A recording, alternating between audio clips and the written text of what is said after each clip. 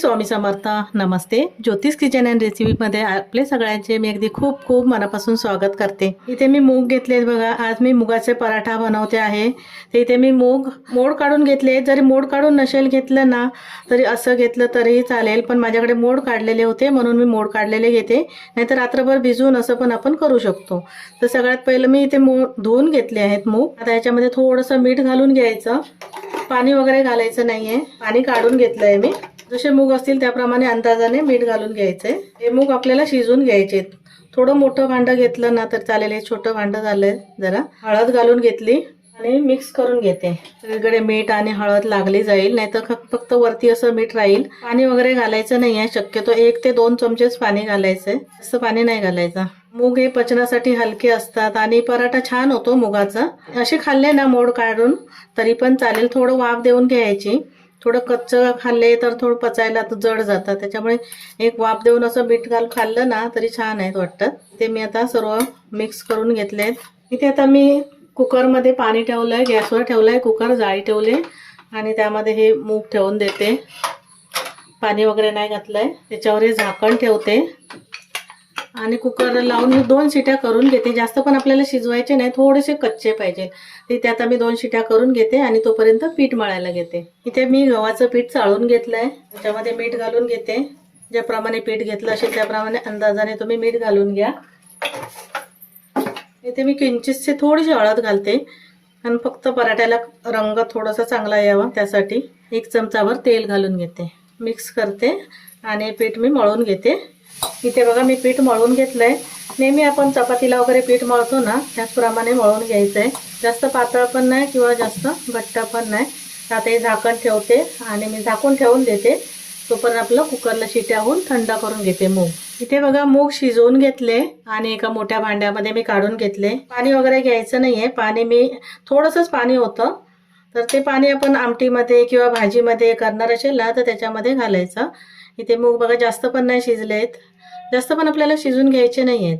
असे शिजले गेले पाहिजेत. आपल्याला हे काय करायचं आता थोडं मॅश करून घ्यायचंय. चमच्याने केलं तरी चालेल, तर तुमच्याकडे काय असेल त्याने तुम्ही करू शकता. त्यातलं मी थोडं मॅश करून घेते. मी इथे बघा एवढे जाडसर असे ठेवले. आता मसाले घालून घ्यायचे. आपण हळद तर पहिली घातलेली. हे मिरची पावडर घालते. एकदम थोडीशी धना पावडर घालून घेते. मिरची पावडर तुम्हाला तुमच्या आवडीप्रमाणे घ्या. तिखट जेवढं पाहिजे तेवढं. थोडासा हिंग घालून घेतलाय आणि आमचूर पावडर घालून घ्यायची आहे. आमचूर पावडरमुळे ना छान अशी चव येते. मूग कशी थोडंसं आंबटपणा चांगला वाटतो. आणि इथे आलं लसूणची पेस्ट घेतली आहे अर्धा चमचा. पेस्ट नसेल तर किसून घाला आलं थोडं आणि थोडे लसूण. परत एकदा आता मी थोडंसं फिरवून घेते. इथे मी मूग एका भांड्यामध्ये काढून घेतले. मूग ना थोडेसे चांगले शिजवून घ्या. थोडेसे काही कडक आहेत, बाकी शिजले गेलेत. इथे मी बाजूला ठेवते आणि पीठ परत एकदा मळून घेते. इथे थोडंसं 1 चमचाभर तेल घालते आणि पीठ मळून घेते. इथे बघा पीठ मळून घेतलं. व्यवस्थित असं मळून घ्यायचं आणि आता मी हा पराठा बनवायला घेते. थोडंसं मोठा गोळा घ्यायचा. चपाती करतो ना त्याच्यापेक्षा थोडंसं मोठंच घ्यायचं. पातळ नाही बनत हे पराठे, थोडेसे जाडसरच बनतात. इथे आता मी हे पराठा बनवायला घेते, लाटायला घेते. हे पीठ मी बाजूला ठेवून देते.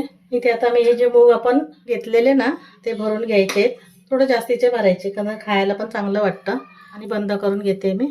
पीठ टाकते कारण हाताला चिकट लागतंय म्हणून. इथे आता व्यवस्थित बंद केलंय बघा. सुकं पीठ लावून घेते.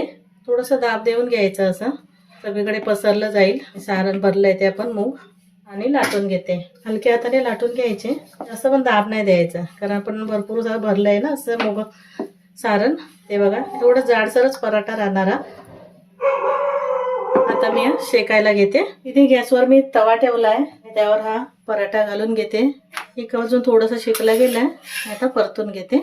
दोन्ही बाजूनी मस्त खमंग असा पराठा बनवून घ्यायचा, भाजून घ्यायचंय. अशी पण मुलं बघा मूग वगैरे भाजी खायला मागत नाही.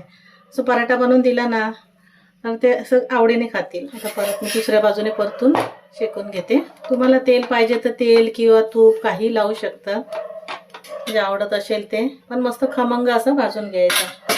थोडंसं तेल घातलंय मी दोन्ही बाजूनी बघा मस्त असं खमंग. इथे पराठा तयार झालाय. अजून एक दाखवते. इथे दुसरा पराठा लाटून घेतलाय. इथे बघा हा दुसरा पण पराठा मी भाजून घेतलाय. खमंग असं भाजून घ्यायचं. असे पण मूग उकडलेले आहेत. आता मी बाकी असेच पराठे सर्व बनवून घेते. इथे बघा एकदम पौष्टिक असे मुगाचे पराठे तयार झाले आहेत. तुम्ही दही सोबत किंवा लोणच्या सोबत चहा सोबत पण छान वाटतात. मुलं पण अशी मुगाची भाजी खात नाही, असं पराठा वगैरे बनवून दिला ना तर आवडीने खातील. तर तुम्हाला माझी रेसिपी आवडली असेल ना तर लाईक करा, शेअर करा, सबस्क्राईब करा. पुन्हा भेटू आपण नवीन व्हिडिओ सोबत. थँक्यू, धन्यवाद.